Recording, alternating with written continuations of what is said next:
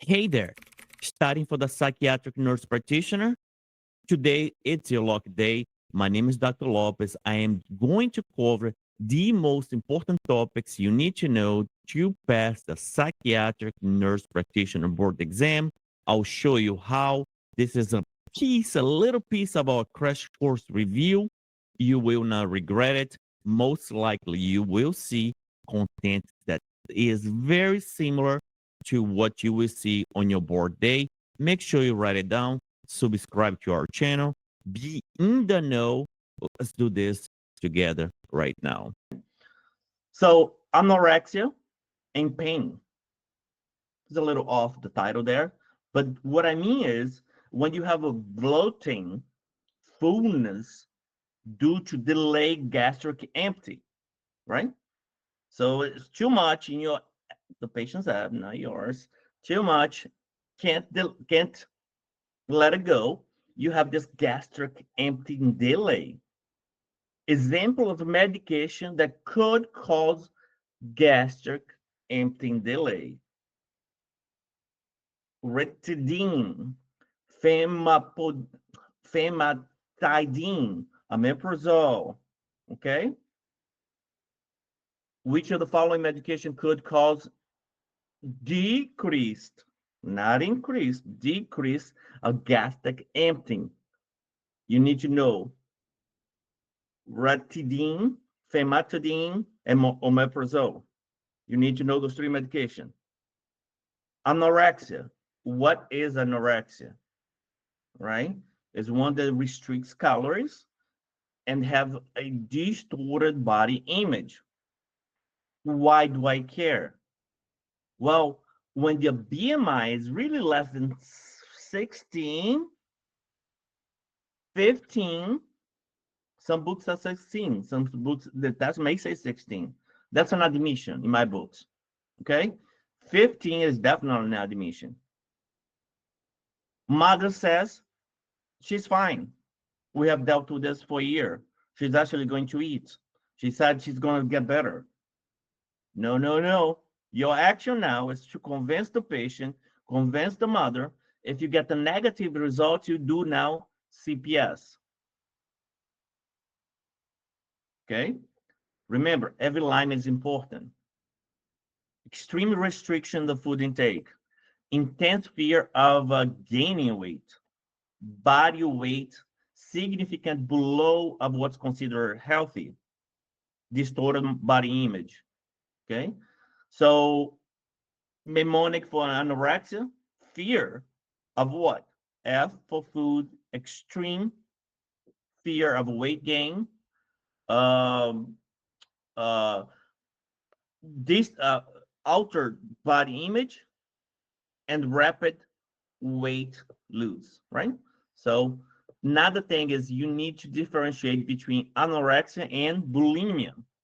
Bulimia, periods of eating large amounts of food followed by attempts to prevent weight gain. 1 second, guys, please.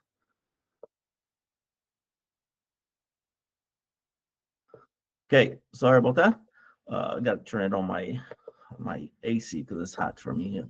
So behaviors such as self-induced vomiting, use of laxatives, fasting, or excessive exercising, right? Signs of bulimia. Self-esteem is very low, right? So the weight of an individual may range from below normal to above level, normal.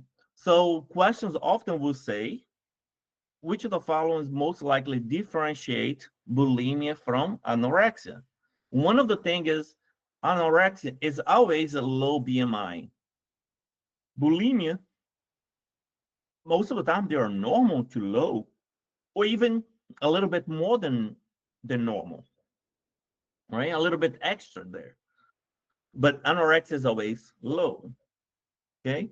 You can do binge as an acronym: binge episode, inappropriate compensatory behaviors to avoid weight gain, normal weight, or overweight, typically, guilt.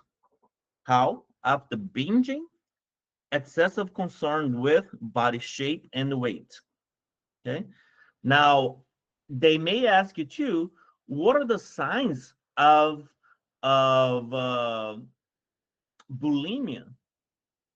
Also signs, which is when they induce the vomiting, the enamel of the teeth may be decaying as well. But there is this knocking on the knuckles here. You may see that with bulimia more often. Okay.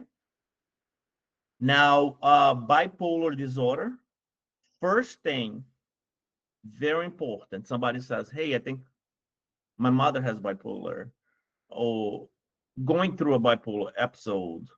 You want to know if they have familial history. It's so important because almost never, I wouldn't say never, somebody, the bipolar got to come from somewhere.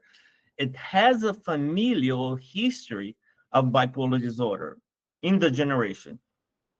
Okay. It's one of the greatest factor for bipolar is family history. So another thing, just like schizophrenia, right? Remember, male 20, 18 to 25, female 25, you add 10, so 25 to 35. That's the age discriminatory for schizophrenia. Bipolar 2 has an age that you discriminate. When I say discriminate is most likely to be something else. For example, first bipolar break, the patient's 45 years old, comes through ED, you get a call and says, "Hey, family member, this is the first time the patient ever felt this way and has all the signs and symptoms of bipolar or schizophrenia, 45 years old, and is the first time, most likely is not either one of those things, but a medical condition or drug related. Could be a tumor, it could be CPC, it could be many other drugs, but least likely to be schizophrenia or bipolar. And when it comes to schizophrenia, you need to know that the male, 18 to 25, female at 10, 25 to 35. Okay? Patient comes through the AD, most likely other medical condition. How do you know bipolar or mania? DIGFAST is the acronym. Many questions in a test may not give you all the information for a concrete diagnosis. I've been telling you this because this is something that always got me because I'm so by the book, like, oh, cannot be major depressive disorder because it doesn't have 2 weeks, it doesn't have 5 symptoms, and it hasn't been ruled out that was medical condition, blah, blah, blah. It doesn't matter. The book, the test, it says most likely. That's what you got to go by. You may have 3 symptoms of depression, major depressive disorder. You may have 12 days for the past 12 days, right? Let's say that way. But still indicate major depressive disorder. Out of those 4 conditions, that is what's most likely is the answer. Now, you're working with the most likely diagnosis. A patient scenario will not, or most of the time, will not give you the entire symptoms in the time frame for full diagnosis. Rather, the most likely given presentation characterized in the question, with the exception of generalized anxiety disorder, with the exception of GAD. Why? Because the only way that you know this is GAD is this if it is over 6 months. Okay, for GAD is important. It's that alone can be one question. Okay, GAD, GAD, they need to say 6 months. It's important. Hello there. Studying for the psychiatric nurse practitioner is not an easy task. My name is Dr. Lopez, and I crack the code. I'll show you high yield content you must know for your PMHNP board certification easily.